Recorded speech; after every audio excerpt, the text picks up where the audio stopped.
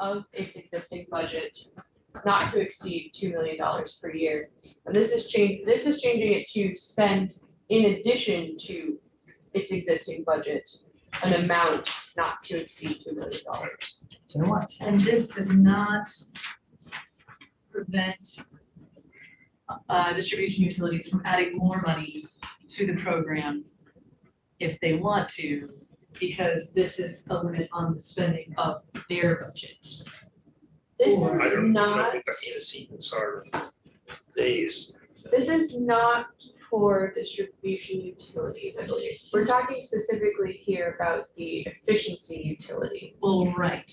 Okay. But we heard testimony yesterday sometime, that, from Kelly Lucci, that some distribution utilities might want to add more money to the program, for the purposes of tier 3, and does this prevent, well, anyway, I just want to make sure this doesn't prevent them from spending more money on a program if a distribution utility adds money to it, because this is a limit on the efficiency utilities budget. Yes. So there's a cap on the amount the efficiency utility can spend per year. Yeah, I feel like I would love to make it really clear that if a distribution utility wants to add more money on top, that they can. But that's a thing that we can talk about later, so I'll just. Yeah, I'm not entirely sure how that works in relation to this, because this is directing and I'm gonna be honest, I don't know a ton about the budgeting process. The PUC reviews and approves these budgets. But so as far as I'm reading this though, the efficiency utility has a cap on how much of these funds can be spent on these specific programs, and it's $2 million. Yeah, it's something that we might want to revisit later. And so there was language offered by Ms. Lucci, Tuesday, I think it was. Yes, that language is in the bill, it's on the next page. Okay. Right, so, and Okay. to address that, Okay. the concern that a strict interpretive proportionality could hinder the utilities the way that we're talking about. So we can lean into that and get more detail. So the notwithstanding any other laws to the contrary, someone will be able to take money out of this particular fund, which under law today is reserved for the use for which it was originally imposed. And now we're forgetting the original purposes of this money. It's now going to be used for something else. Is that Yes. what it's saying? Yes. And so let's go on to read what the something else is, because I think it's less far afield than one might think.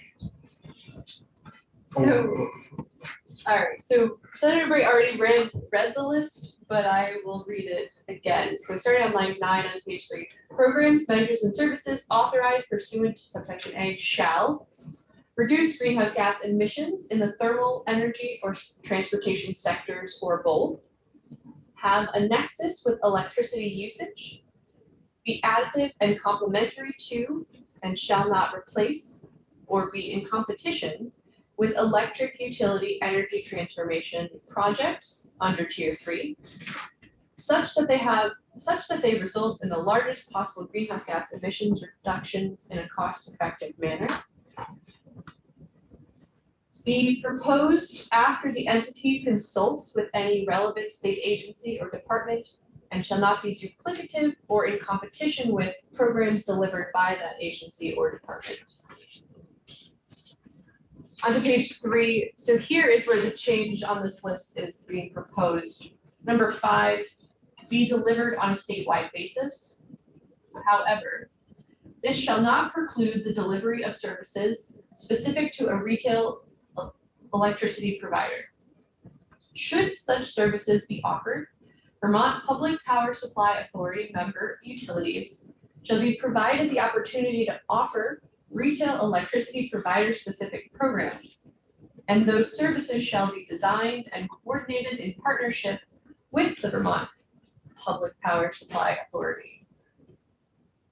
When retail electricity provider specific programs are offered to any electric distribution utility, Vermont Public Power Supply Authority member utilities shall be offered the opportunity to participate in these programs. The proportion of utility-specific program funds used for services to customers of Vermont Public Power Supply Authority member utilities shall be no less than the proportionate share of the energy efficiency charge collected across their combined territories during the period this section remains in effect. I'm completely lost. This last little bit provides a statute to be able to do something the law currently would prohibit. What's the problem that this solves? I don't know. So I didn't, as was just mentioned, this language was requested by Efficiency Vermont. I think what it's doing is that if Efficiency Vermont Efficiency Vermont is offering utility-specific programs, that program needs to be offered to VIPSA members in a proportionate amount to their electric efficiency charge. I don't entirely understand that, so you may need to hear more testimony. You can help us understand it, Mr. Chair. Well, I think we didn't have VIPSA speak to this, so we can have VIPSA speak to it, but also Ms. Cohen from Vermont Electric Co-op, who stopped in before heading off the meeting on this very subject, indicated that other distribution utilities wanted to look at this language and propose replacement language that also included non-VIPSA members, and sort of I'd say making the language a little less VIPSA specific, but still addressing both VIPSA's concerns as well as other distribution utilities. And I'd say the translate all this into plain English in the shortest possible way. I'd say that to the extent that ratepayers in any utilities service area pay into the program, they'd like to see benefits flow back out to that service territory in proportion. So does that language in effect say that the entities that distribute electricity to their customers that are farther apart from one another have fewer meters per mile and pay more for their electricity because they have fewer meters per mile and compared to the other electric distributors who have their customers all bunched together and don't have to have any transportation costs for their electricity, continue to enjoy that advantage under this bill? Or is it the opposite, that does this language give a greater benefit to people that are on more expensive grids to operate? Do they get a greater proportion of with this change? I don't know if it does either of those two things specifically, because it does require that proportionate amount of funds be spent. So I think what it is saying, and I don't know the answer to your question, but it's saying that the amount of electric efficiency charge that is paid by VIPSA member customers should be the proportionate share of money that is spent on the utility-specific programs under this section. Is it proportional today, Mr. Chair? As best I know, I mean, the programs that this is akin to, like the straight energy efficiency utility program, aims to be proportionate, and that language has been adjusted over time. And just be more specific about geographic diversity, to make it proportionate based on geography and because there was concern on the part of some utilities, VIPSA members in particular, that their members might be paying it more to the statewide energy efficiency program than their members were receiving benefits from. Yes, and the current law says that the goal is to have those things proportional, and we ask over and over again, how are the proportionality numbers coming up? You know, all of this stuff is pilots, and we don't hear the result of the pilot in terms of numbers. But then people come in and say, well, we really like what's going on.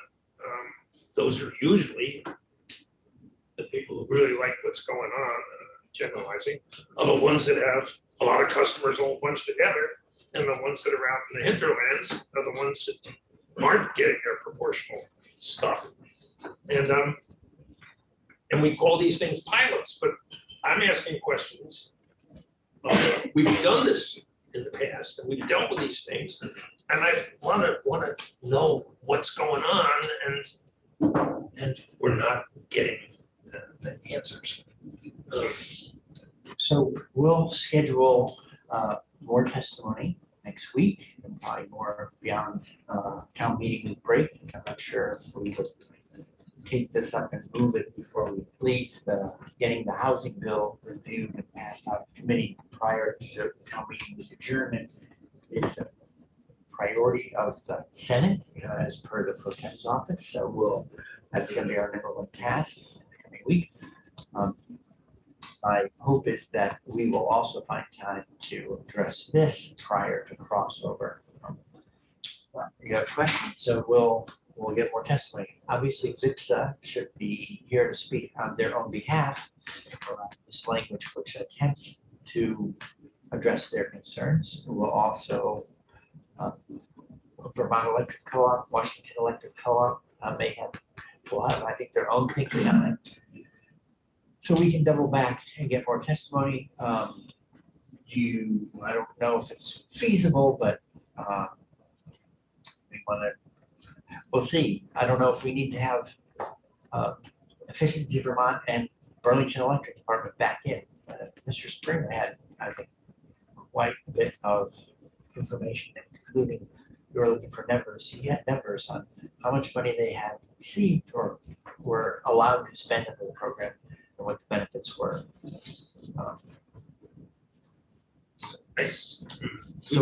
We do a lot of pilots to learn stuff, and then when you ask the question, what have we learned? It's not really clear what we've learned. But when we call in the people that participate, whether or not they like what the pilot did, they go, oh yeah, we like it. And we say, well, why do you guys like it? And we say, because it works. Yeah, but some pilot is supposed to give you evidence of that, who wins and loses, and who benefits, and who's charged for the changes in our system, and we don't get that. Right. I don't feel that I get that. It's presented to us. So back to the question of how come Maine is the, is the lowest, whatever, and an answer. So I'd say this bill has nothing to do with Maine, and I will go try to get that answer anyway. if you were to review the YouTube video from the presentations of Efficiency Vermont plus Burlington Electric, I think you'll actually find a lot of information there. And maybe we can ask for a reprise on some of that information. VIPSA has been present, and they have language that's obviously reflects their interests. We'll have them in. We haven't heard from Vermont Electric Co-op or Washington Electric Co-op, the other two large non-VIPSA utilities, and we'll have that in as well. So I appreciate your questions, and we'll get more information. So I think there is actually some pretty good information if you go back to the BED testimony. We have both a handout from them as well as their walkthrough of their handout, which might be useful. So we asked everybody from ISO New England to others, why Maine is the lowest. They say they don't know and they can't answer the question. I don't want to go back and review the testimony where they say they don't know and we can't answer the question. So I'm going to ask us to move on because I don't know the nexus between an answer to that question and what's the pilot that we're reviewing. But I just, Mark, who do you think should know? Well, the PUC sure as hell ought to know if we're gonna authorize them to issue orders to change the way things are done. And why would we issue them orders to change the way things are done if we don't know how they're being done now and how the pilots have operated and who wins and who loses in the taking of electric efficiency charges designed to reduce the cost of. Could you do a memo asking that? What? Could you do a memo to them asking? Well, I think if anybody reviewed the testimony that we've had in here, I've asked that over and over and over again to all the various witnesses. And they've all said, I don't know, we'll take a look at it. And maybe I'm dreaming this up. But, and so I appreciate the main question, but let's move on. when you're in charge of taking money in and dispersing it, and you remove it for purposes for which it's not lawful, it's called embezzlement. But we have a line in this bill that says, notwithstanding any law that would designate it as being embezzlement, they can do it anyway. So it's not investment. Right, yeah. Right, I mean, that actually isn't, notwithstanding, Yes, it's, that's a and legitimate thing. I'm willing to embezzle legally for something that I see who's paying and who's getting the benefits. And we don't get to. So I think there's no embezzlement going on here. Yeah. But let's keep reading so we know what the bill has in it and the Thank you, Mr. Chair, you've been more than patient. question that's keeping me up at night about Maine's rates. I'm gonna get to the bottom of that by the end of next week. Okay. Ms. Chakowski, So- I think we were, I have two things to add. So on the next page that we will get to, there's a required annual report from the PUC. So perhaps their most recent report should be presented by them. Additionally, on page 3, the question I think I was asked a while ago, I did just want to point out that the existing language, I skipped over it to read what has been proposed. So the existing language on page 3, line 1, currently says the program must be delivered on a statewide basis. However, if any of these funds are used for services specific to a retail electricity provider, the funds used for the services for each retail electricity provider for the calendar years should be reasonably proportionate to the energy efficiency charge collected in that territory. And so there's this proposal then to replace it with this language. So I think the first part is a clarification. So however, this shall not preclude the delivery of services specific to a retail electricity provider. So I think that first sentence is to clarify that while it does say be delivered on a statewide basis, it doesn't preclude individual utility programs. The rest of the language I might need additional clarification on because it strikes me as similar to what's already there, but there's perhaps some nuance there. Right, there's certainly many more words in the new version than the old version. Yes. And I think the thrust of it is not much different. So I think that's a good point. Let's get the testimony that addresses this. And then again, as a reminder to the committee, Ms. Cohen indicated that a broader group, VIPSA plus, I think Washington Electric Co-op and Vermont Electric Co-op, maybe Burlington, we'll find out who was in the meeting. They're gonna come back with language to amend this section.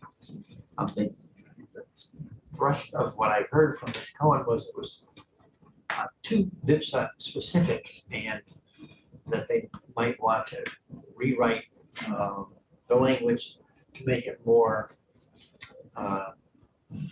distribution utility neutral. But underlying premise to be fair to everyone and proportional. Okay. So subsection C at the bottom of page 3, an entity that is approved to provide a program, measure, or service pursuant to this section shall provide the program, measure, or service in cooperation with a retail electricity provider.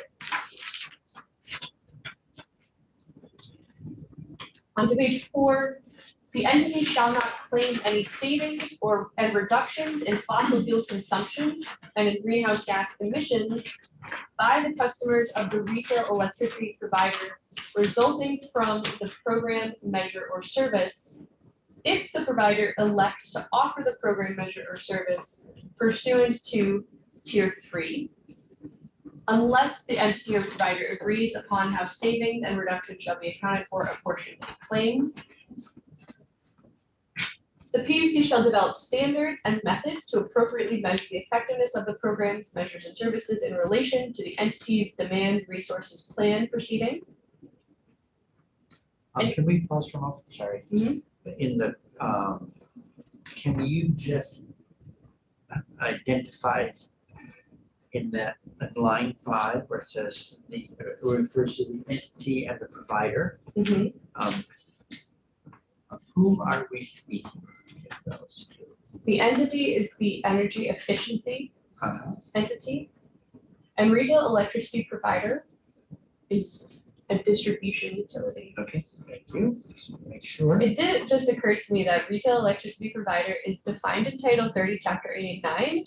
I don't know if it's actually defined in this bill since it's a session law, but it's usually the distribution utilities are retail electricity providers. Great, thank you. Any funds, subsection D, any funds spent on programs, measures, and services pursuant to this section shall not be counted towards the calculation of funds used by a retail electricity provider for energy transformation projects pursuant to Tier 3, and the calculation of project costs pursuant to 30 VSA Tier 3 C14. So again, making sure there's no double counting on Tier 3 aspects. Subsection E, so on or before April 30th, 2021, and every April 30th for 6 years thereafter, the PUC shall submit a written report to the House Committee on Environment and Energy and the Senate Committees on Natural Resources and Energy and Finance concerning any programs, measures, and services approved pursuant to this section. So hopefully there's at least 2 reports already that have been issued. So that are the underlying Yeah, thank you. programs. So, can you try to chase down those 2 reports from the PUC on this, the Act 151 pilot program? And then maybe we'll stick with the PUC to come over and talk to us about the program as well. So these last 4 pages were the text of this pilot program. There have only been a handful of changes actually made to the program so far. So this is adding 3 years to the program. It's making a change in relation to the budget of the program on page 2, and then it was adding that language regarding the statewide part of it. So otherwise, the rest of the elements of the pilot are not being changed. One thing I know from the testimony they had the other day with EEV and Efficiency Vermont was they were requesting a 5-year extension, which would push them, they would put them, let them get all the way through the next DRP and be into the one that follows, which would allow them, when they do their DRP, to be sure that they could count on using these funds for the full term of a DRP. So we can redo that time, but I think the request was to go to +5, not +3, in terms of a sense. So on page 5, there are 2 other changes. So first, section 2 is amending the sunset, essentially. So section 2 from Act 151 says the act shall take effect on passage and shall be repealed as of April 30th, 2024, and that's being changed to April 2027. So yes, if you're looking for additional time, that would also need to be changed. And then finally, section 3 on page 5, this is amending 30 VSA 209E, thermal energy and process fuel efficiency funding. Each of the following shall be used to deliver thermal energy and process fuel energy efficiency services in accordance with this section for unregulated fuels to Vermont consumers of such fuels. In addition, the commission may authorize an entity appointed to deliver such services under D2B of this section to use monies subject to this section for engineering, design, and construction of facilities for the conversion of thermal energy customers using fossil fuels to district heat if the majority of the district's energy is from biomass sources. The district's distribution system is highly energy efficient, and such conversion is cost effective. Or for thermal measures or programs that reduce fossil fuel use regardless of the pre-existing fuel source of the customer, including measures or programs permissible under Act 150 of 2020. So currently under the statute, the thermal energy, the funds we're talking about here for efficiency utilities to use, they are restricted to what those funds can be used on. And it does include engineering, design, and construction of district heat from biomass. This is adding a new category, so for thermal measures approved under 151, which is this pilot program we just discussed. How many systems do we have there? Thermal heat from biomass.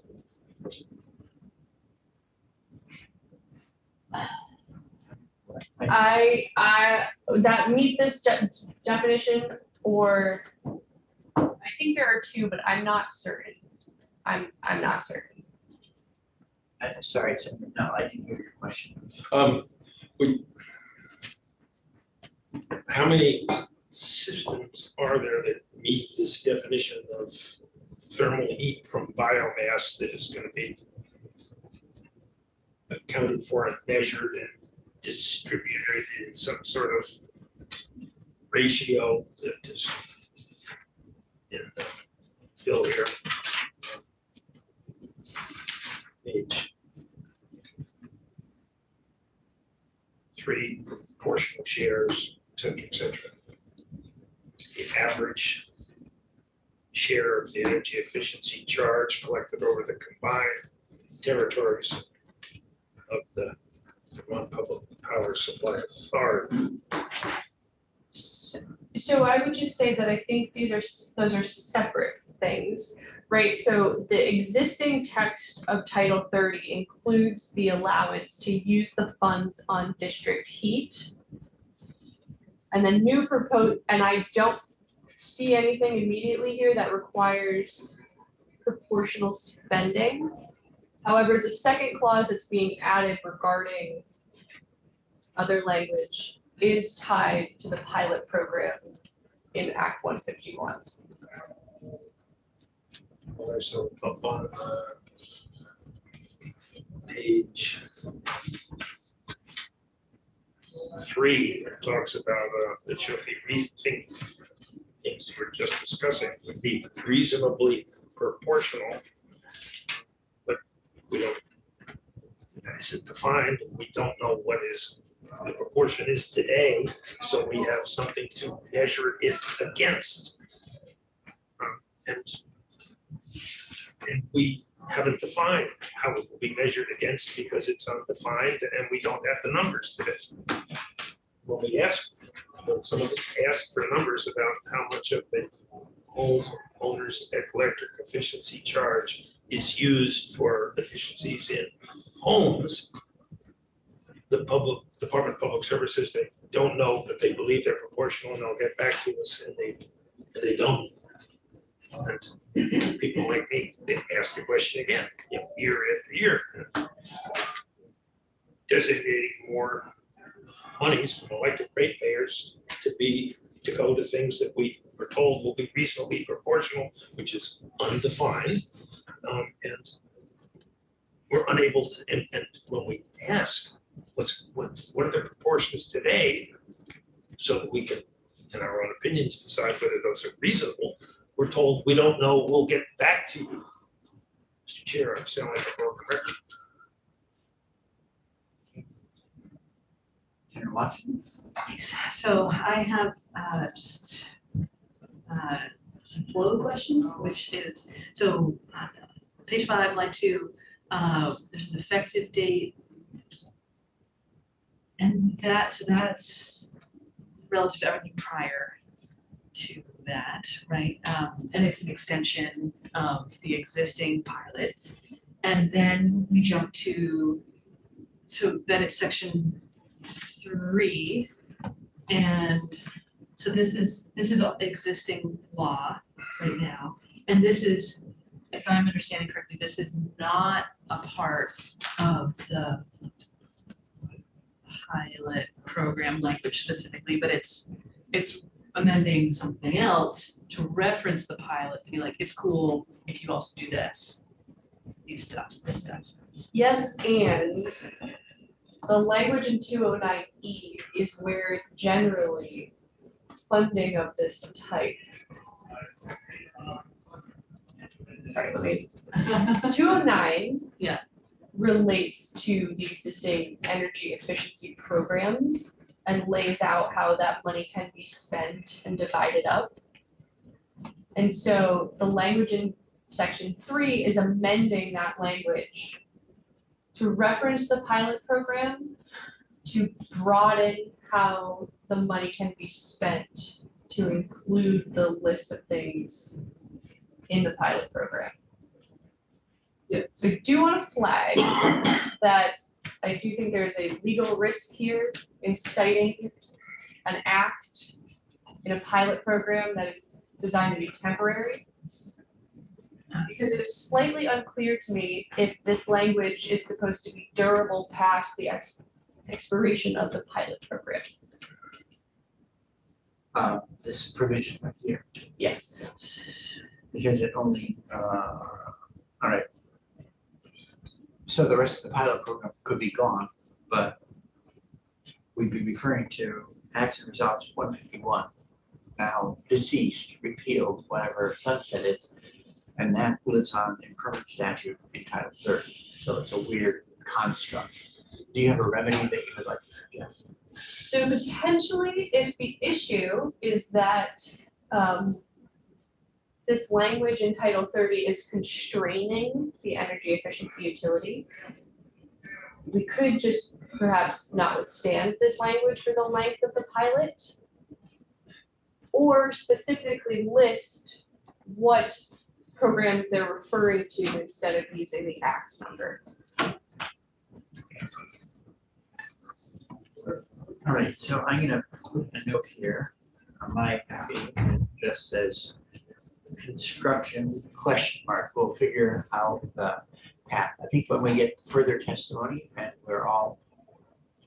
it's more clear to us precisely what's being proposed for what kind of uses, the extent to which it's proportional for each utility, etc.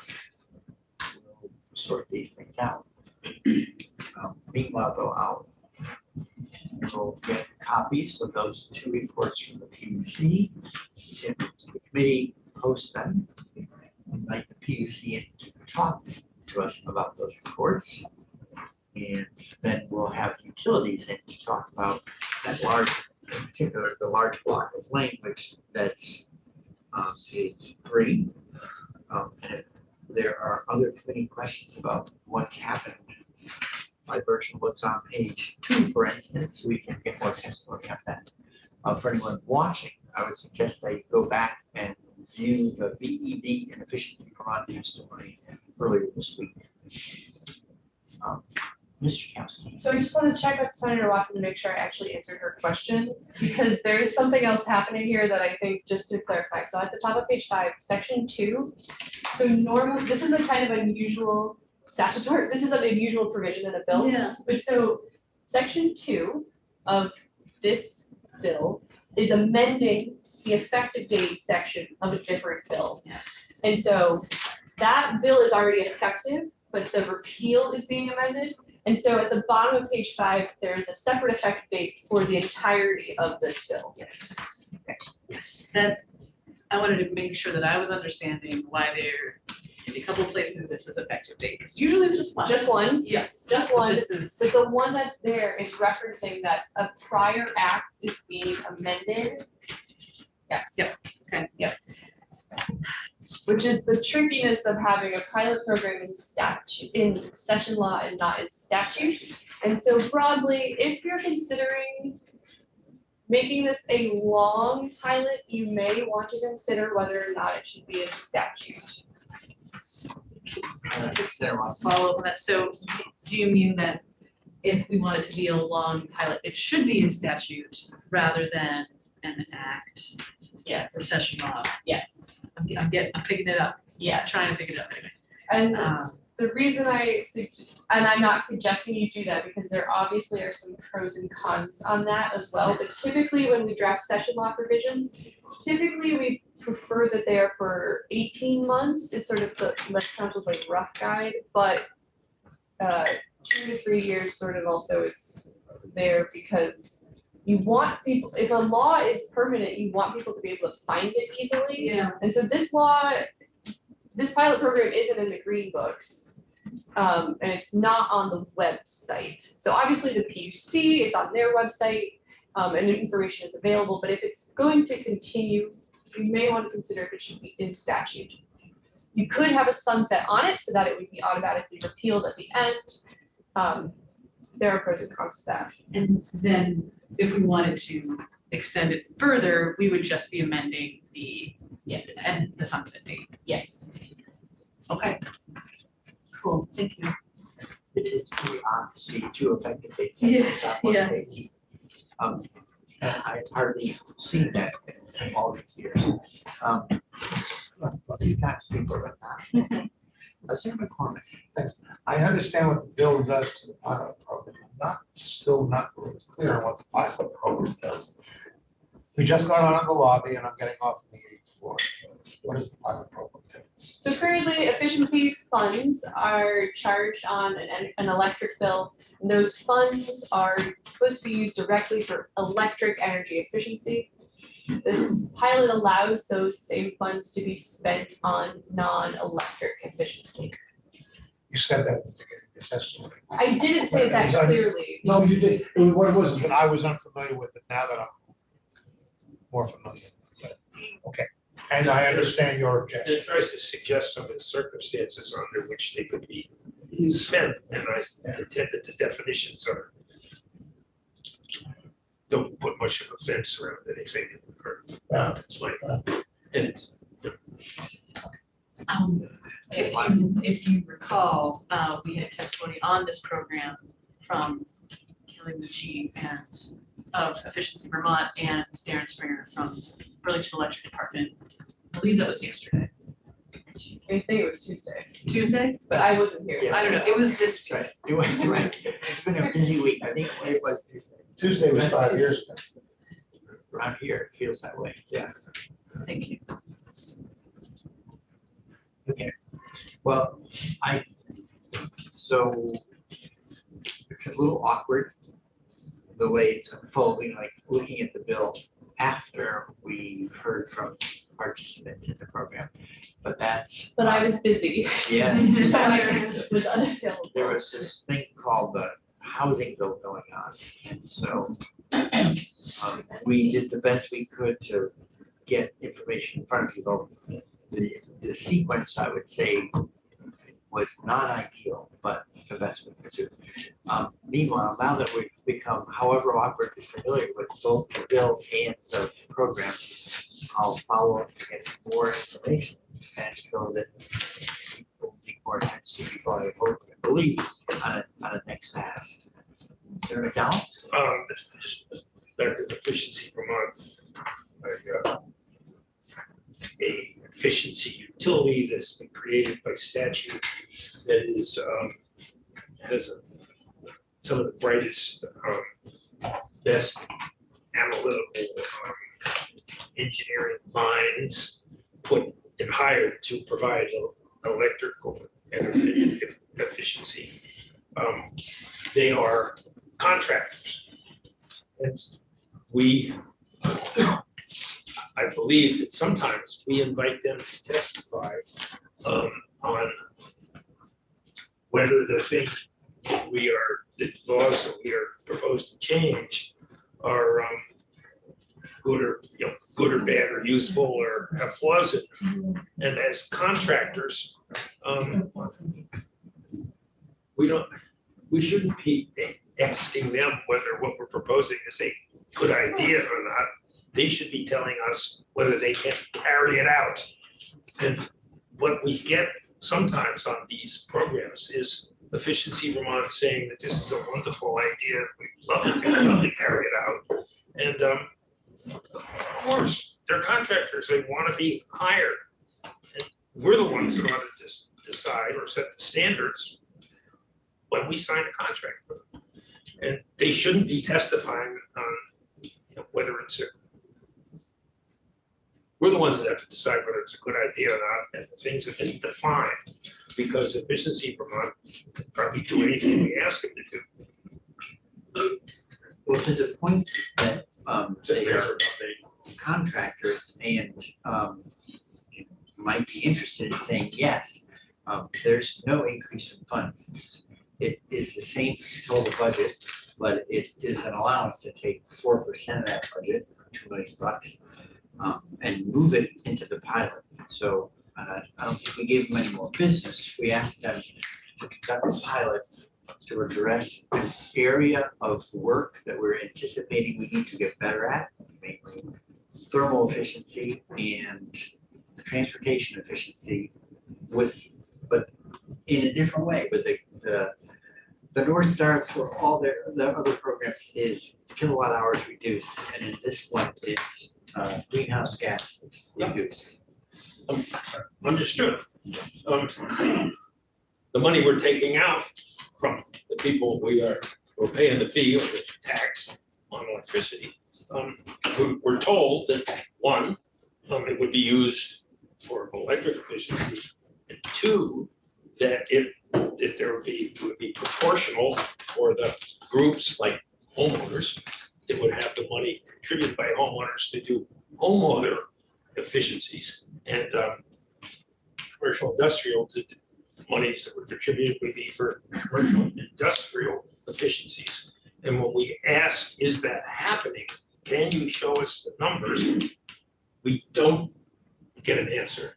And we say, how much does it cost to save a kilowatt hour in industrial commercial sector? When Efficiency Vermont does the good work it does, and we don't get an answer. And we can't compare that to what the homeowners are getting for their dollars because we don't get an answer here. Yet the law calls for it to be reasonably proportional. We don't even define what reasonably proportional is, whether the services are reasonably proportional or the charge is the amount of money they pay is proportional. We don't get those answers, yet we say, keep doing what you're doing. And do this extra thing, it takes more money out of the fund that was originally committed to and promised for the following to be used for something else which is undefined, except to say it'll be reasonably proportional to those definitions. Okay, well, we are over